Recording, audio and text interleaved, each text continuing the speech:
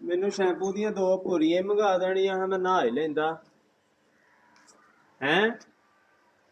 ਮੈਂ ਤੁਹਾਨੂੰ ਰਾਤੀ ਵੀ ਆਖਿਆ ਹੈ ਕਿ ਸ਼ੈਂਪੂ ਦੀਆਂ 2-4 ਪੁੜੀਆਂ ਮੰਗਾ ਕੇ ਰੱਖਿਆ ਕਰੋ। ਹੁਣ ਤੂੰ ਵੀ ਟਾਈਮ ਵੇਖ ਲਓ ਕੀ ਹੋ ਗਿਆ, ਬੱਚੇ ਸਾਰੇ ਸਕੂਲੇ ਗਏ ਨੇ। ਆਹੋ ਤੇ ਹੁਣ ਮੈਨੂੰ ਆਪੇ ਹੀ ਜਾਣਾ ਪਏਗਾ ਨਾ ਦੁਕਾਨ ਤੇ। ਹੱਦ ਮੁੱਕ ਗਈ ਦੀ ਹੈ ਤੁਹਾਡੇ। ਉਹ ਉੱਥੇ 10 ਦੀਆਂ 2 ਪੁੜੀਆਂ ਹੁੰਦੀਆਂ ਨੇ ਸਨਸਿਲਕ।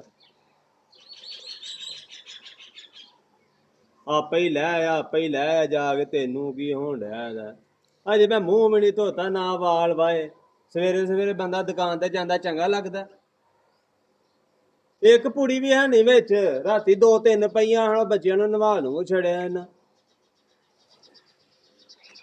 ਸਰਫ ਦਾ ਡੱਬਾ ਪਿਆ ਤੇ ਉਹ ਹੁਣ ਮੈਂ ਮਲ ਲਵਾਂ ਸਿਰ ਤੇ ਫਿਰ? ਹੈ ਕੋਈ ਗੱਲ ਕਰਨ ਵਾਲੀ? ਦੋ ਮੈਨੂੰ ਪੈਸੇ, ਮੈਂ ਜਾ ਕੇ ਲੈ ਆਉਣਾ ਉੱਥੋਂ।